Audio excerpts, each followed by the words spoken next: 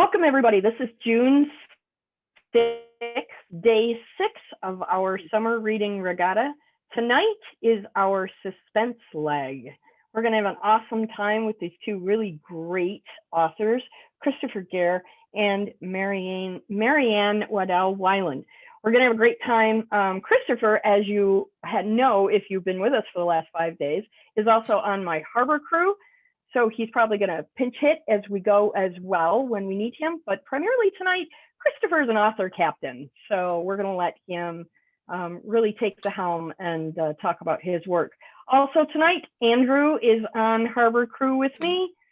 Kate is on harbor crew. Brent is on harbor crew. And Caroline is on harbor crew.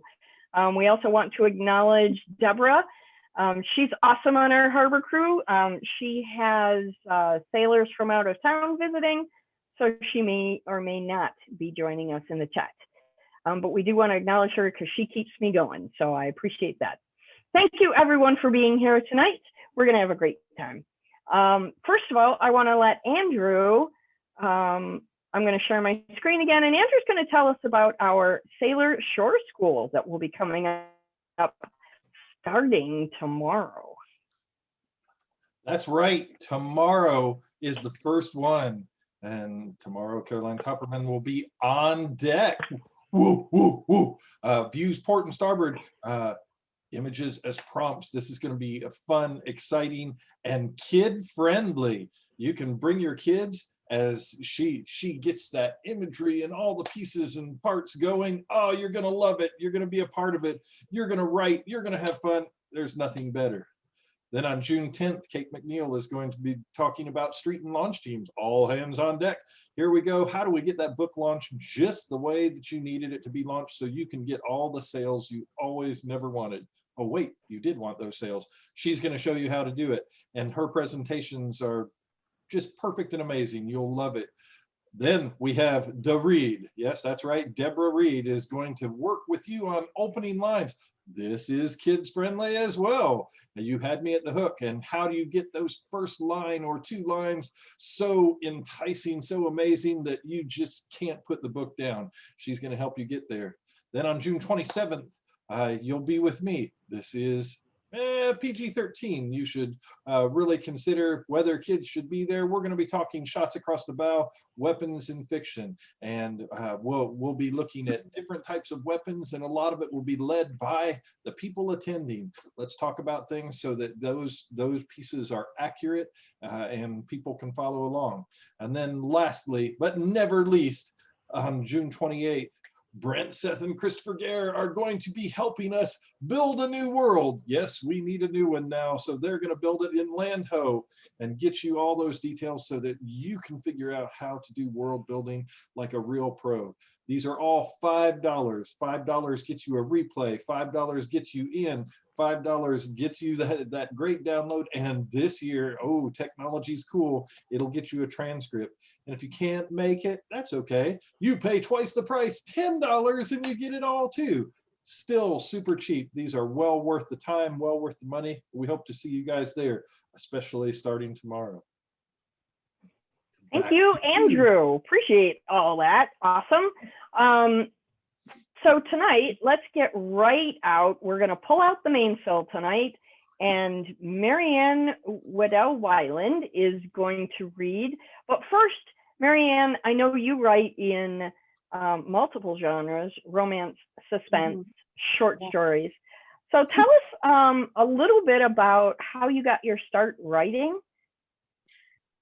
Well, I've written most of my life in one capacity or another, but I started writing, I've been on the stage most of my life, so I started writing plays and musicals quite some time ago now, because I like to adapt things and add music according to whomever I have to work with in the venue. So I started doing that.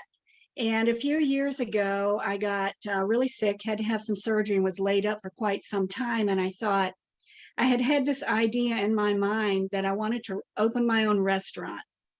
And I had it all picked out. I had the name picked out and everything. And My husband at the time said, do you have the energy for something like that? And I thought, no, but I could write about it. So I decided, instead of writing plays and scripts, to see if I could adopt that into a novel, which I did. That was my first one, My Heart for Jill. And from that just went into a series. And then I do a lot of challenge writes. People challenge me to write certain things, and that's how the Henry series came about. And the short stories came from a friend of mine that challenged me to write short stories. He since passed away about 4 years ago, but so some of the stories in this suspense book tonight are from 3 or 4 years ago, stories that he challenged me on. And that's kind of how that got started, kind of moving from script writing into novels and short stories. Awesome. Okay, I want to show everybody your book that you're going to be reading from tonight. This is Moments in Time, Stories of Suspense and Dark Comedy. Give us a little bit of a setup of this book, and then when you are ready, ma'am, please take the helm and go ahead with your reading. Well, this has about 12, 13, 14 stories in it.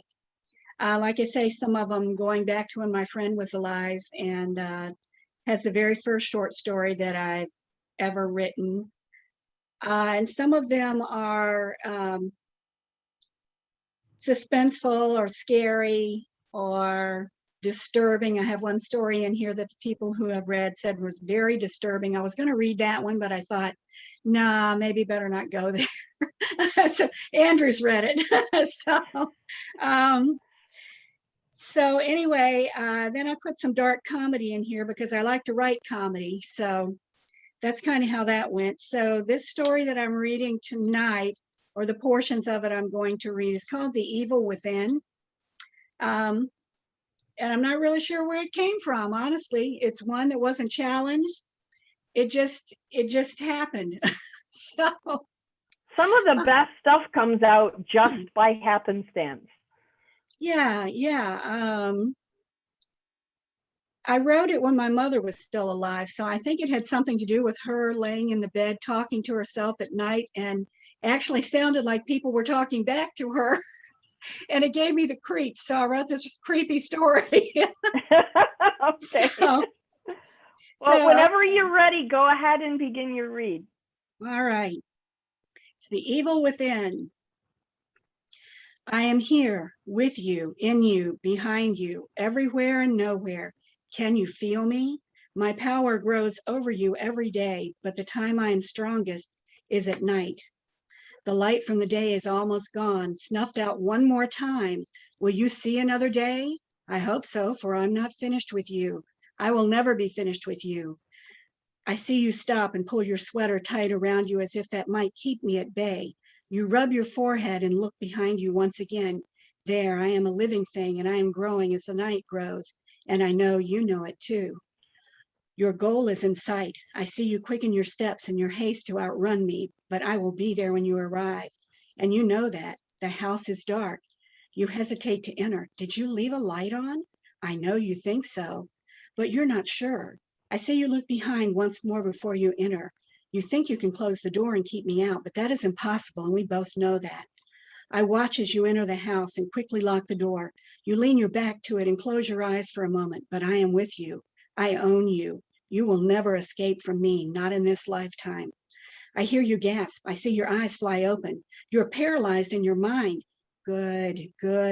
I know what you're thinking. I see it in your face. You wonder if you might have locked it inside with you. You still cannot move. I see sweat forming on your forehead as you contemplate how you will get out of this, but I'm still there watching you and waiting as you empower me. I see you searching around the room with your eyes for something in which to protect yourself. There is no protection from me, and I know you know that. The weather is turning. Good.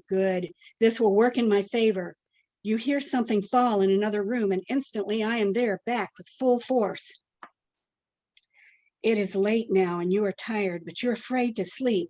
I am still with you, beside you. I will give you no peace, no rest. You feel my power growing inside you. You think you see a shadow in the hall. I see your panic rise. I tickle the back of your neck, and it feels like the finger of death is upon you. Good, good. I have you where I want you. There, right there. I know you see another shadow. Is it me or is it real? I have twisted your thoughts, and you cannot separate reality from imagination any longer. I see your fingers clutch the handle of the knife once more. I want more. This is nearly not enough for me. No, not nearly enough. I want blind terror from you, and I can make it happen. I move through your mind, invading your senses. I make you hear music, and you frantically look around. Bach toccata and fugue in D minor. Yes, you were frightened by that one early in life, just as many have been, and you have never forgotten it. I have made sure of that. Run, little mouse, you won't escape. Here I am waiting for you to let me overtake you. I am your master now. I make the music continue getting louder and louder. I see you drop the knife and put your hands over your ears, trying to shut me out. You back into a closed door, and you feel me on the other side. You feel me shake the door, trying to get to you. I see the fright on your face. You can almost see me now. I have overtaken your senses, all of them. I have never overtaken them all at once. What will you do? I grow as you feed me. You can hear me in the music. You can feel me at your back. Can you smell it? The smell of death, of blood. Do you remember? I will make sure that you do. I increase the intensity of the music. Wait, you stop.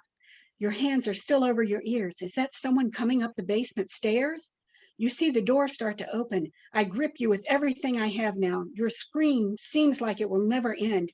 Over and over you scream. I feel you gasp for breath. You can't take much more. Good, good. You have given yourself over to me at last. They are coming, like they have before. You can't hear the sirens because the music is too loud and your screaming doesn't stop. You're remembering that day, aren't you? I meant it to be this way. This has been my goal. I knew I would break you. You knew you deserve it after what you did. Yes, remember? I know you do. I was born out of your unspeakable act. Your screams have cut into your vocal cords, but you know they are still coming for you. You knew they would eventually. You knew you would never escape. I make sure you see blood on your hands and clothes, just like the other time. You retch from the smell, but your stomach is empty. You begin to cough, and you don't know whether to cover your ears or your nose. I see you moving quickly from room to room, looking for a place to hide, but you won't find any. They're at the door now, shouting your name, trying to break in. People have gathered on your lawn. Some look worried. Others say they aren't surprised at anything that goes on in your house. The door is broken now, kicked in by those you called for help. I have you backed into a corner, nowhere to go. You have picked up the knife. Good, good. I know the moment you realize what you must do. Hurry, you must be quick. They are almost upon you. I see you grab the knife and hold it in front of you like you held it in front of him. He begged for mercy, but you gave him none. There will be no mercy for you now. You plunge the knife into your gut like you did to him. Yes, you have done this before. You know how it ends. Your mouth is open in a silent scream. Your bloodshot eyes are bulging. You fall to the side. Many are there now, but they are too late. I have won like I knew I would. I played the game through to the end, your end. You got the ending you deserved. I made it so. You always knew I would. I back away. I have done my job. They have gone. All that remains now is the blood you spilled. I am but a memory. Someone's coming. Who would be here? Yes, curiosity seekers, young people. I wait. They come in looking for a good scare. Little do they know the horror that I can create. They squeal at the sight of the blood. They run laughing out the door. They got what they came for. All except for one. She is riveted to the spot, equally drawn and abhorred by the sight of the blood and knowing that death ruled this house a short time ago. She gasps when a branch hits the window.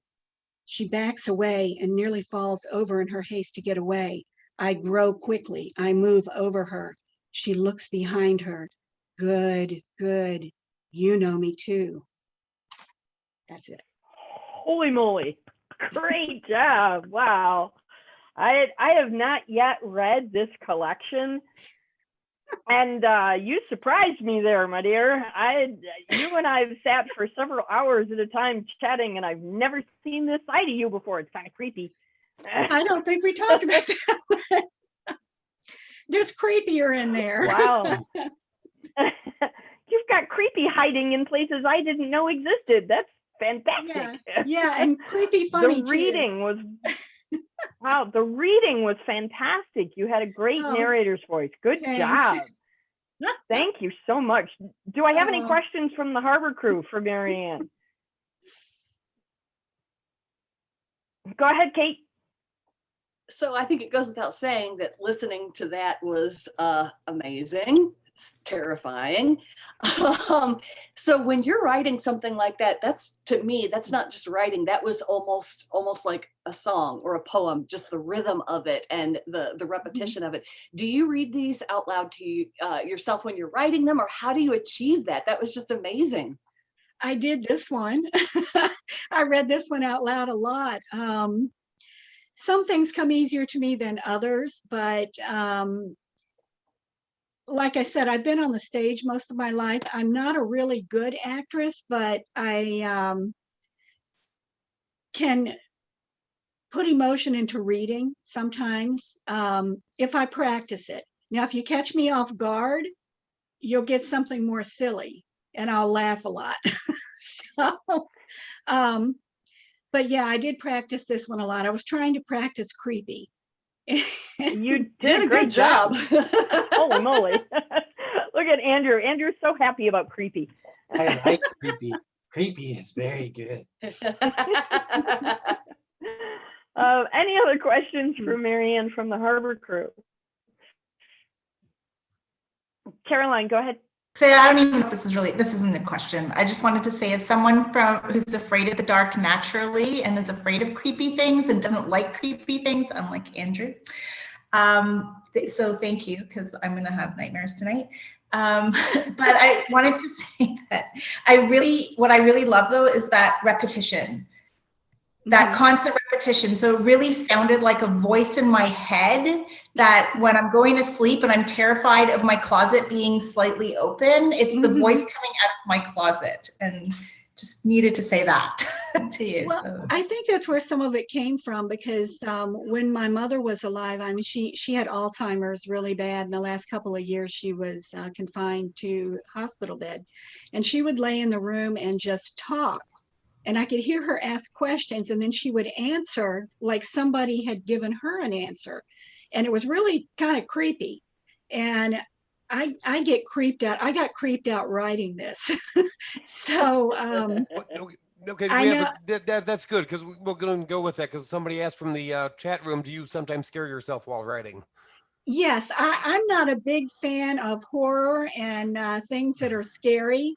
So putting these stories in this book together was a kind of an achievement for me. But like I say, I had a friend, actually my best friend for many, many years, challenged me to write some of those kind of stories, making up stories and putting twists at the end. And that's what I like to do with them. And then eventually I started putting some comedy in with some of them, because I like to write comedy. So I kind of combined the two in some of the stories in this book. And actually some of the stories are true in the book and some are total fiction. This one obviously is fiction. I'd hope. But yeah. That's the same thing. Yes. Thank you for clarifying that. Total fiction, but fiction. I was checking behind me, but as you're writing something like this, and I love writing horror, and I get lost in it sometimes, but I don't have. I'm curious how other writers who write horror feel, because as you're writing, do you become more immersed in the darkness, or do you try to divorce yourself from it? I try to move myself away from it, and I think that's how I started writing some with dark comedy, trying to put a little bit of comedy in something to make it a little more tolerable for myself while I'm writing it. This one, obviously, I didn't do that. There's a few in here that I didn't. 5 years old, I think you've read that one. That's a really disturbing one. But that's a true story. I think that's why that one's so disturbing. Yeah. Some of them I wrote just recently, right before it was published. So this one, some of the stories in here have about a 4-year span for some of them. But yeah, I have to divert my attention sometimes when I'm writing something really scary. So Yeah, that's so That's that's good. understandable. Yeah, yeah. That's Any other questions for Marianne?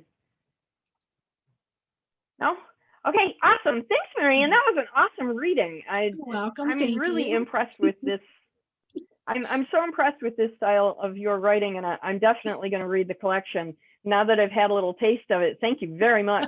This is Moments in Time, Stories of Suspense and Dark Comedy. Way cool. Thanks again for sharing it with us, Marianne. You're We welcome. really Thank appreciate you. that. Thank you. Next on deck is our very own Kristoffer Gair. And I'm super excited that Kristoffer is going to be reading for us tonight because this book is brand new to Kristoffer. This is the latest in the Falling Awake series. This is Retribution. And it's a really captivating series. It's very, very fun to read because it's immersive. When I'm reading these books, I get lost in them. So they're very, very cool. Kristoffer, welcome. Thank you for being a reader tonight as well as a deckhand. I love it. Oh, am I? Yeah. Can you tell us a little bit about the Falling Awake series and how the idea came to you? I had written one historical and then 3 comedies. I thought I was going to stick with comedy forever. Basically, it was my comfort zone. But as like with Marianne, my father ended up with Alzheimer's, and I was a caregiver for him. And we went through about 7 years of that. And I pretty much just stopped writing the last 3-4 years, with the exception of some short stories. Did not know if I could write another novel again after all that. And during my dad's last year of life, I had this idea. I'm like, you know what? Maybe I'll just try a short story, see if I could self-publish it. Maybe, because I didn't think a publisher would handle a regular short story. Had this idea of maybe setting something in an airport. Had a strange occurrence when I was walking through the Atlanta airport where I had was downstairs, and it felt like deja vu as I was walking through the airport. I thought that's interesting because I had never felt that there before. Started to put all these elements together, wrote the first chapter, wrote the last chapter, and started filling it all in. And it ended up being a novella. And that was all it was supposed to be. This very tiny, thin little novella with just a bunch of ideas I put together, see what I could get. And did not want a publisher to take it away from me necessarily, edit their way or anything else. I thought, you know what, sink or swim, this will be on me. I chose my cover artist. I chose my editors who I would work with. I wanted it to be my vision throughout. And then if it failed, hey, it was still me. It was what I wanted. If it did well, then I knew I was onto something. And the first version of it got published under my pseudonym. Then I republished it under my actual name. And it ended up being the best reviewed story I'd ever had and the most reviewed story I ever had. There was never, ever supposed to be a second book, let alone a third or even a fourth. I mean, it just, this little tiny thing right here, this was all in my head. And I thought if I gave people this, they would get this on their own. And they didn't. Well, I, for one, am really glad that you didn't let them get it on their own. I'm glad you wrote it. So I really love this story. The characters are really, really compelling, and emotionally available. I think is the part that I like most about this story, is that these characters they're people you know. They're people that you could be friends with throughout your lifetime. So I really like that aspect of your writing. I also like that you balance the suspense really well with, what's the word? Esoteric's not the right word, but you have an idea of what I'm trying to say? Sure. Let's go with that. Yes. There's like this nice combination of like emotionally available, and yet I have to turn on the lamp in my reading room while I'm reading because it's a little creepy. I like the melding of those two things that you do, and you do it really well. And And they're Diane, a slow burn.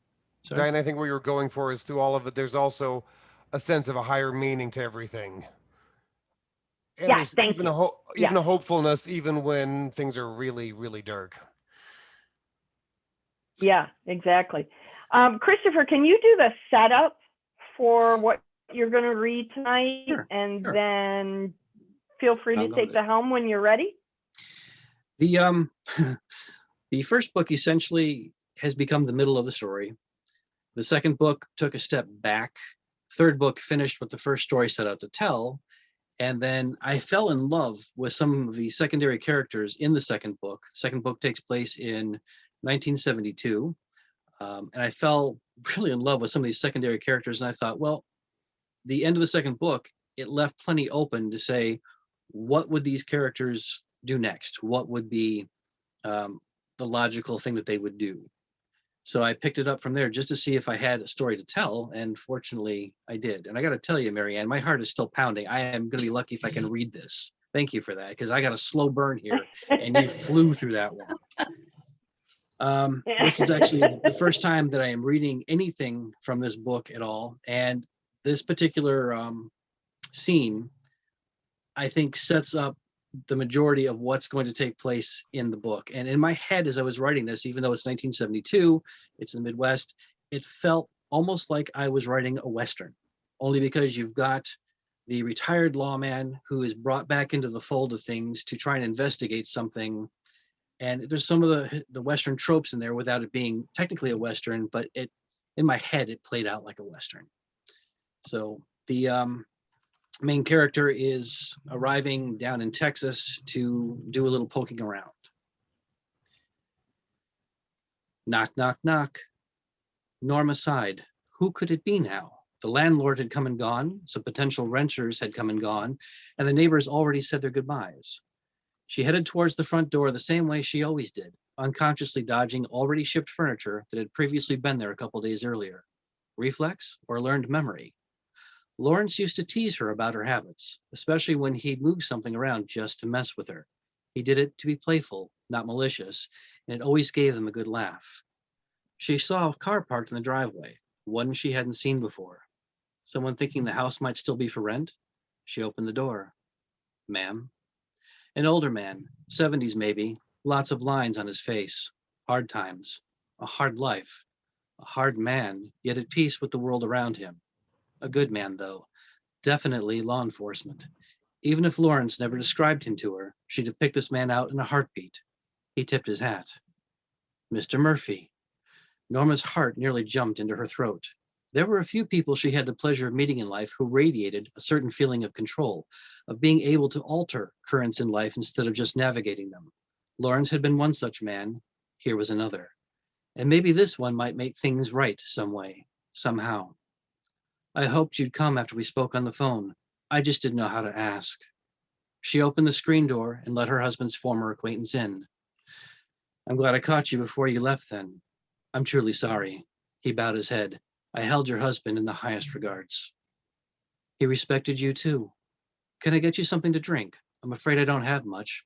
I'll be leaving in the next day or two, but I think I have some orange juice and I just made a fresh pot of coffee. No, thank you. She led him into the kitchen and sat down at the table, one of the few pieces of furniture left behind until the day she left. Paperwork lay in little piles on the table, some from the landlord and the rest from the movers, bank, and relatives who'd sent cards. Lawrence's funeral was this past weekend. Then I insisted the kids head back to school. I know they wanted to stay with me and help out here, and maybe it was cruel to send them away, but I think staying busy and being around their friends will help them more than being here right now. She sniffed. Lawrence would have insisted they get on with their lives as soon as they could. Death, he told us many times, is a natural part of things. Living is for the now. Mourning can always be done later. He always made sure we knew exactly how he felt. None of us had to guess whether or not he loved us. Joe nodded. His directness is something I appreciated immensely. She took a sip of coffee. The police came, had a look at his case files, and couldn't really make heads or tails out of them. Norma chuckled. Lawrence always had a unique way of organizing things in life that sometimes only he understood. I packed up what they didn't take. Honestly, I think they confiscated a few things here and there just so it looked good in their report. I don't believe they'll ever find anything, though. Nobody really understood what Lawrence worked on. not in the big picture way. Joe grinned. I know the type. Law enforcement through and through. Takes one to know one, I guess. That's what I was thinking. She peered down at her cup. Do you know what might have happened to him? Maybe. Joe leaned in. I sent somebody down here from Iowa, a young man named Andrew, who was looking for a case file I'd loaned Lawrence. Honestly, I figured things would go one way and Lawrence would swat the boy in his rear and send him back home. Turns out the kid had a way about him, and I think they started working together. This tells me Lawrence was already working on a case and they somehow connected, or he found a use for Andrew. The problem is, I don't have a lot to go on. Something isn't feeling quite right. The parts aren't adding up, only I'm not getting a big enough glimpse of the picture. Joe leaned back in his chair. I need a bit more. Would these help?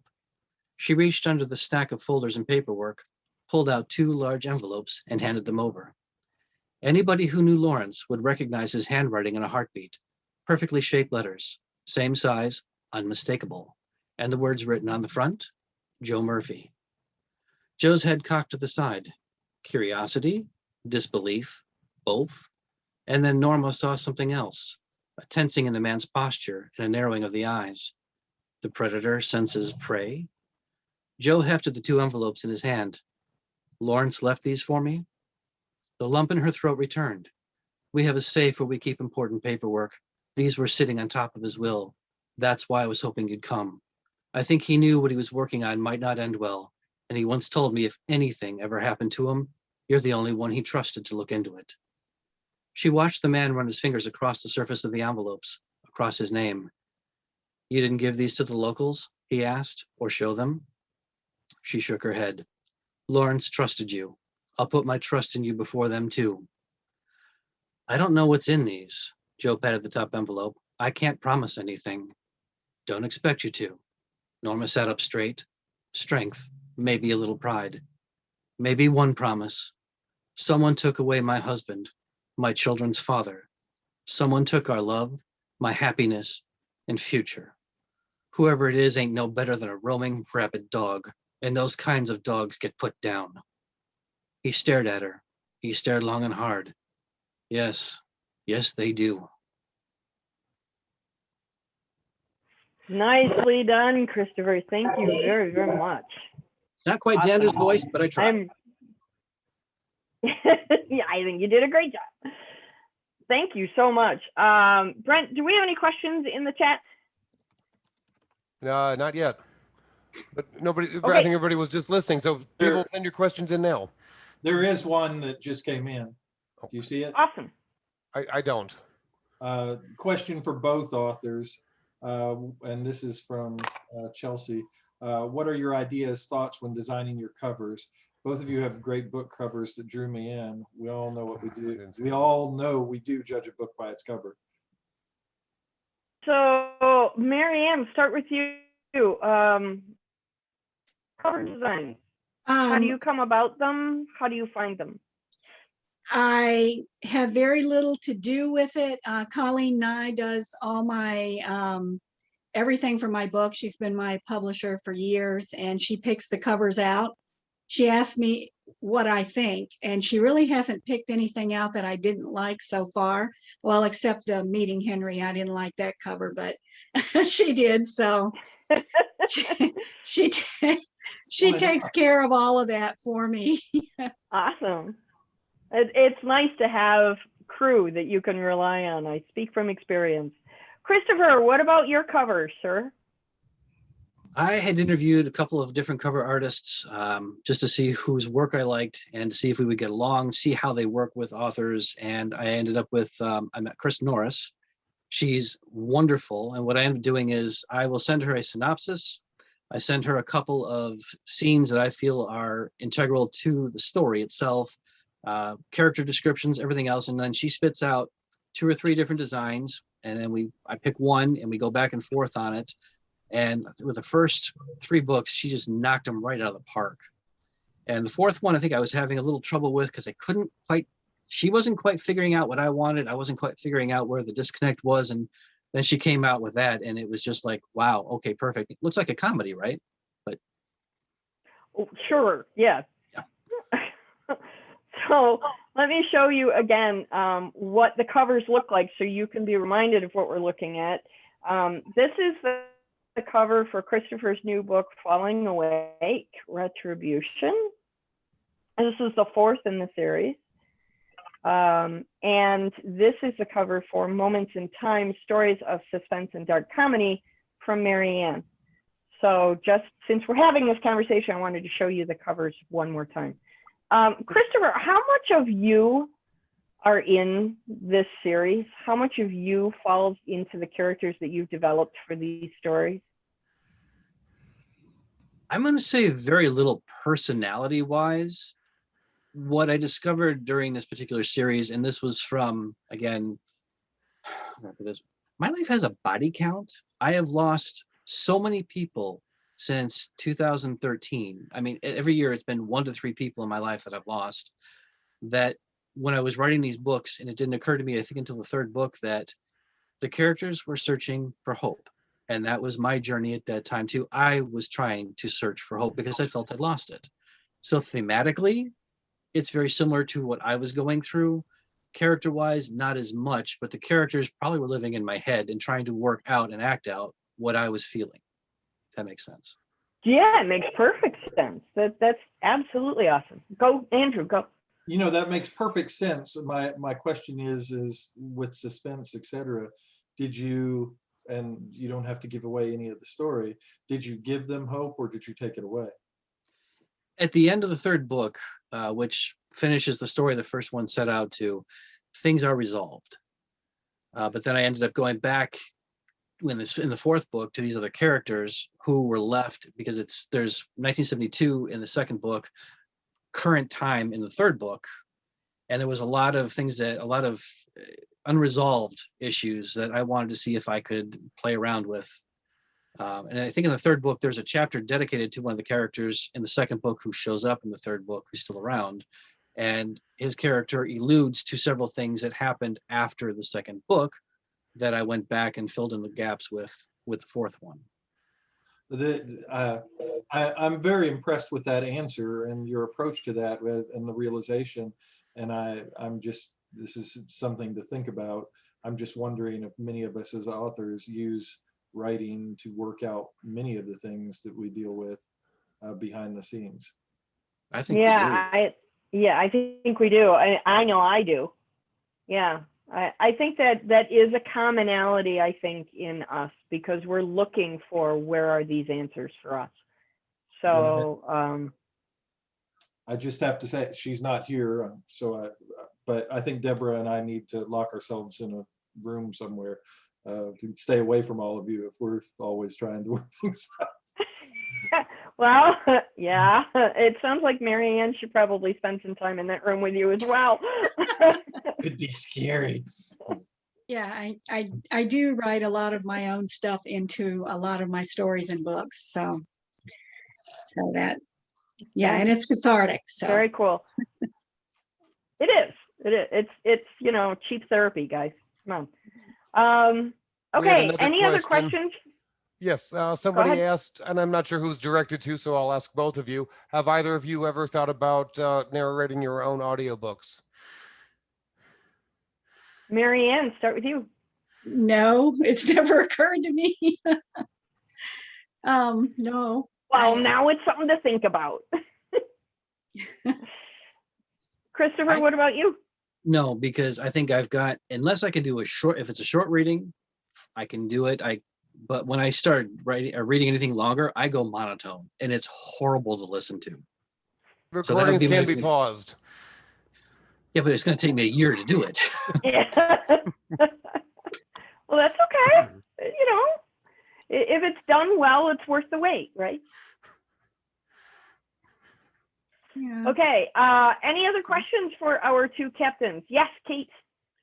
I'm glad I'm not the only one. Also mentioned in the chat by a couple of people that honestly, Kristoffer, I was getting big time Stephen King vibes, and for me, that I adore Stephen King. Not even all of his stories that he's written, but just his process of writing. So I'm glad that it wasn't just me that was picking that up. But I do have a question for each of you, and Diana, I'll let you say who goes first. Is there a book or a movie that gives you the willies? Kristoffer, you've got more movies in your catalog than I think anybody on the planet. So pick I one. don't know that I own any movies. No. That's why I asked it, because I figured you wouldn't be able to answer it, you know. I'm Tomorrow or the gonna next day, Kristoffer, I'm going to go out into the library and we're going to compare. This will be fun. You can only see one of the walls of films in here, so I'm with you. The I'm one with that- Judy in the chat. Judy just said Silence of the Lambs. That's the one that's Oh, one of yeah. the only movies that gives me the willies. there's a film called Phantasm that I watched as a kid. That first film gets me every time. Yeah, I agree with that. Yeah. Oh. You mean Extro doesn't? I've got that. Yeah, but doesn't that give you? Not as much. That No. one's way off. Madman. the deep end. Madman gets me too, because I That's- saw that as a kid. Or Videodrome. Is the Oh, other one. love David Ah. Cronenberg. Love David Cronenberg. Sorry, we digressed. This is about books, remember, guys? Books or movies. So Marianne, what has given you the willies? A lot of things dealing with satanic worship, those things give me the creeps really bad, like The Exorcist. I don't think I've ever watched that all the way through. Anything to do with the Holocaust bothers me greatly. That's very disturbing to me. Yeah, pretty much real horror things. I'm trying to think some of the old movies, Psycho, things that are like intellectually frightening, that sort of thing. Not monsters and things like that so much. It's things that have a touch of reality and kind of sneak up on you from behind before you know it. Yeah. Too, where it's like Dr. this Fox. could logically happen.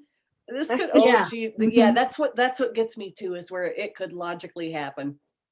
I've got one you like, Kate. I even brought it with me tonight to show you. Oh God. All right. Oh no. Gotta go.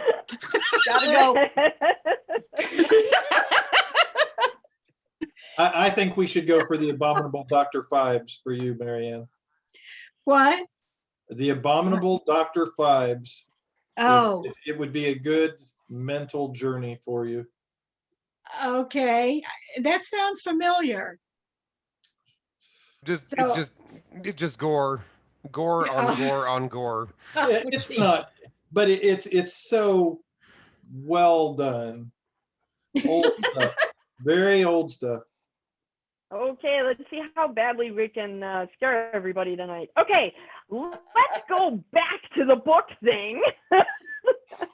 Everybody, let's get out of the life raft and back onto the deck. Thank you so much, authors, for joining us tonight.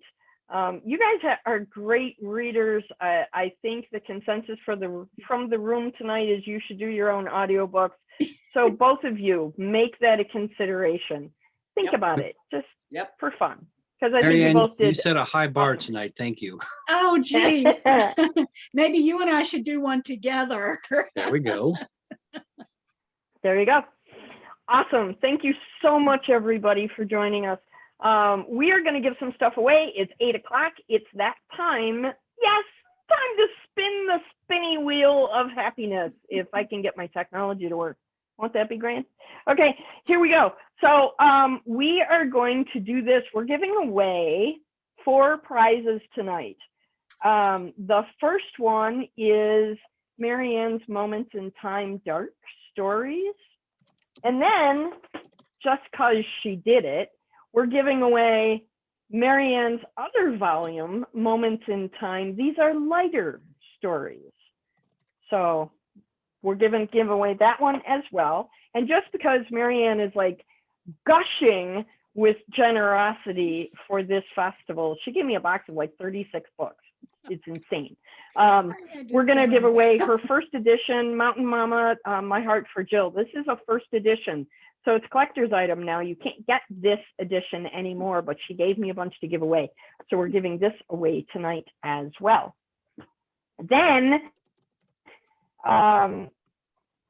Kristoffer gave us our fourth prize tonight, which is, yes, you guessed it, the entire Falling Awake set, minus the fourth book.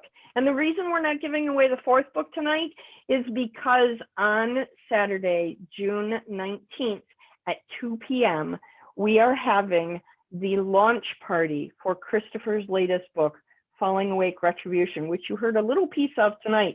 If you come on the 19th at 2 p.m. Eastern Standard Time, you will get to hear more of Kristoffer's work, and we'll have a much more extensive conversation with Chris at that time. So make sure you mark your calendars for that. Okay, so we are going to spin the wheel. I'm going to see if I can, yes. I was gonna say, I haven't milked this yet, but I'm going to online the next week. It's also my birthday that day. And I will be milking that like crazy to get my friends to do that.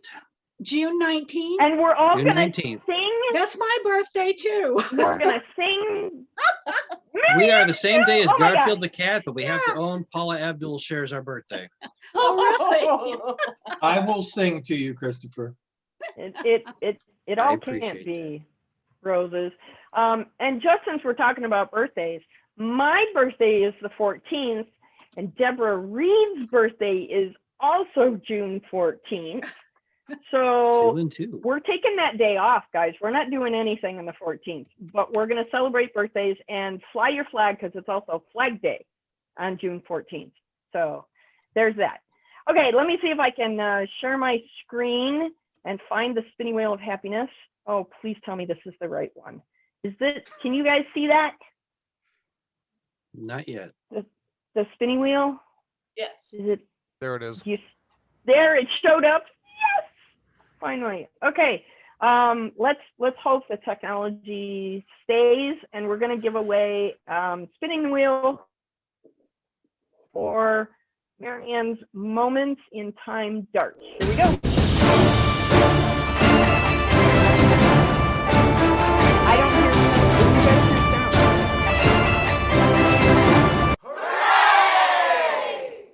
Congratulations, Luba. You have won our first prize. Yay! Okay, now we're going to spin the wheel a second time for Marianne's Moments in Time, the light version. Here we go.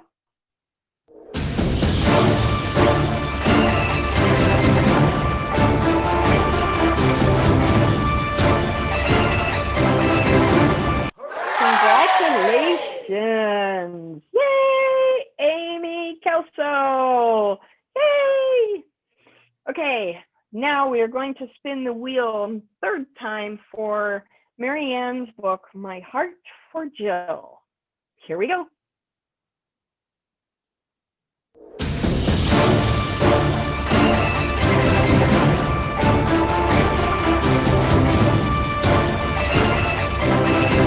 Yay, Chelsea!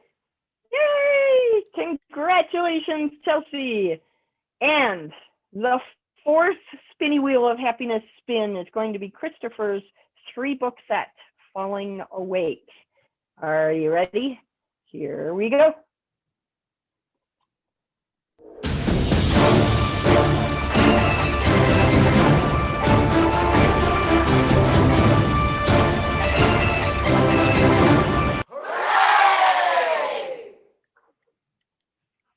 Yay, Holly, you won.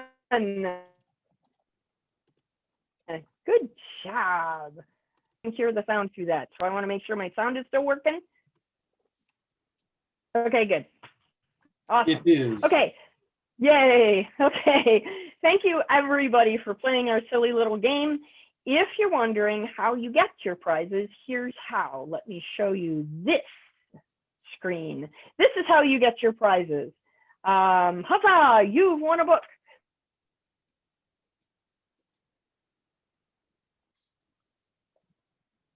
Okay. She froze. Well, since Diana's frozen up, we can say that you have to email to Diana at pagespromotion.com by midnight tonight. Tell her that you want to book in tonight's spin, and she will then put that on her list, because her email list is her to-do list. And if you don't send the email, your prize will be rolled over into the next drawing. Absolutely. And we can't move the slides forward until she reads. The next slide is the scratch off one. Oh, yeah, probably. We can talk about it. I'm happy to present that one.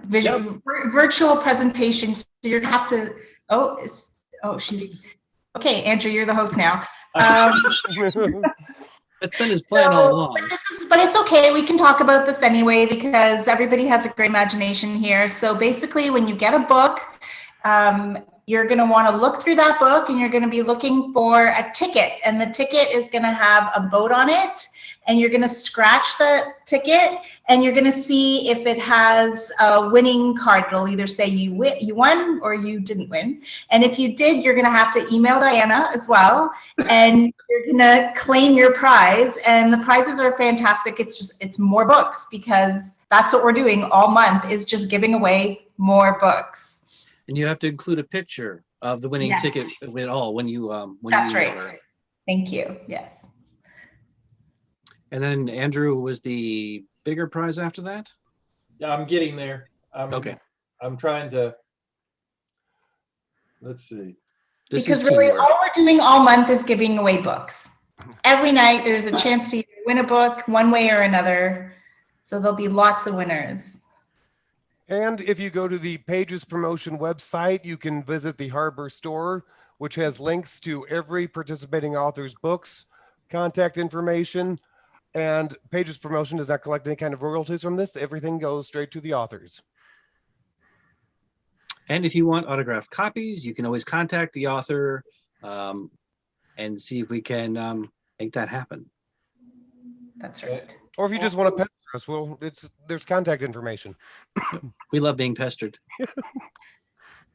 I think all authors love being pestered, so go ahead and reach out. And then after you read, leave a review. This is what we thrive on. This is what we need to make our books boost up into visibility on Amazon and on other platforms. Please, please, please, even if it's not positive, leave a review. Please, please, please. Yeah, that's actually super important. So this is the ticket we were talking about. It's the Life Raft Lottery. And you can see on the screen, you'll have that little sail with either a winner or not a winner. So this is what you're looking for in the book. And remember, when you send it in, you'll send in a picture of yourself holding up your lottery ticket. Absolutely. And on to the next slide, I hope. Let's see. Sorry, we're writers, right? We're not all technical people. So did we cover the super bonus prizes? We did not. Okay. So who would like to do the super bonus prize? Oh, Andrew, you just volunteered. Thank you so much. I just volunteered. Okay, the super bonus prize. You were voluntold. If you have a winning ticket, you have an opportunity to go for more. Be brave, be exciting, and perform the poem below dramatically and in costume. Post that on Facebook, and you'll have an opportunity to win bigger prizes, including the super bonus prize of, well, there's just all sorts of them. We could sit here. There are more than this. I think there are 5 now, but what you have to do is read the poem. Out of my window, looking in the night, I can see the sailboat's flickering light. Starboard shines green and port is glowing red. I can see the sailboat straight ahead. Sailboats, are there treasures in your holds? Many trunks filled with silver and gold? Sailboats, are there captains at your helm bringing books for readers of our town? If you read that and put everything together, you've got the opportunity to win even more. And we'll go on for a second here. And this, I get to read this anyway. Of all the videos that are posted, the membership will vote for the ultimate performance. That's the big bad one. And you'll get my Slice of Fear package. You'll start with a copy of A Slice of Fear by little old me. Then as you face your fears, we'll take it to the next level as you find your way to Barnes & Noble to spend your $50 gift certificate to get books, fun, pirate booty, all of the fun things that you want. But that's not all. You got to eat. So you've got a $25 American Express gift card as well, so you can go out to eat, get more stuff, and just go home and generally have a lot of fun all night. This is going to be great. This is going to be chosen by everybody, and this ultimate prize is all for you. This is out of date, but she'll be putting it online again tonight. Because I pulled this as an old slide presentation. I don't have today's slide presentation, but I did have the old presentation, and Diana will be updating this tonight, and probably Brent will be in the lead, taking over and running all over all of us. And we have posted several times the Harbor Store catalog. It's going through many times, and this is your opportunity to shop for the authors and find those books that you always wanted, and jump in, and so that you can read Marianne's and find out if she's almost as twisted as Deborah and I. You know, hey, we'll stack them all up together and see who can get scared the most. At this point, Kate, do you have anything else to add? I don't, except to just, oh my goodness, I know I say this every single night, but how can you listen to these excerpts and not go buy the books? And, you know, Brent's been posting it all night. Please go over and check out the books. They are over in the Harbor Store. All of the proceeds, all the royalties go to the authors. Pages Promotions. Diana is not taking any slice of that whatsoever, because she's just kind of awesome like that. And so I've got the willies now. So what does that mean? I'm going to go watch Silence of the Lambs before I go to bed. Oh, super. Try Spellbinder too. That'd be fun. No. Yeah. No Jaws, no piranhas, no. Kristoffer, I can see this going through your brain right now. Like, yeah, okay. Well, there's always Deep Blue Sea. I mean, Deep Blue Sea is fun too. Yeah, I actually do like that. I should have used my time tonight to apologize to Kate for showing you the Jaws and the 4K, because I neglected to show the other 3 that I had for you too. Oh, I should have shown you all 4 at once. you, sir, cannot be trusted. Yeah, I like it. Marianne, anything to close up this night with? Anything scary to say to us all? I'm just really grateful to be here, and thank you very much for all that you do for the indie authors. And yeah, I can't say enough good. And reading on the same night as Kristoffer was a real treat, because he's amazing. So were you. Thank you. You guys were a treat and a half. It's super and wonderful. Caroline, any final shots across the bow? Yeah, I really enjoyed the readings tonight, and I love that. This is kind of my little plug, but I love that how visual they both were. That it was really like, Kristoffer, I can picture yours as a movie. I know these are books, but it felt like you were writing a script a little bit. And Marianne, like, I felt like this is a play, right? Because I'm not going to sleep tonight. Thank you. So they were really great. I really enjoyed them. Super. Brent. Just that this was a great night of some great reading, and looking forward to seeing everybody again. And let's see. Welcome back, Diana. We've kind of ended up. My final thoughts are, hey, this has been a great night. I enjoy things that are have a little bit of interesting intrigue. But Diana ended up. Thank you so much. I am so grateful to the harbor crew. I ran into some choppy waters. My boat ran aground. I'm so sorry for that, but thank you, harbor crew, for taking over and making sure that everything goes smoothly tonight. I appreciate you all more than I can say. Thank you, everybody, for coming. Watch the replay tomorrow when I post it on Facebook, and look for those Life Raft lottery cards in your books. Have a wonderful evening, everyone. Come on back Thank you. tomorrow. Yeah, tomorrow. We're doing it again tomorrow. Thank you. Good night, everybody. Bye. Bye.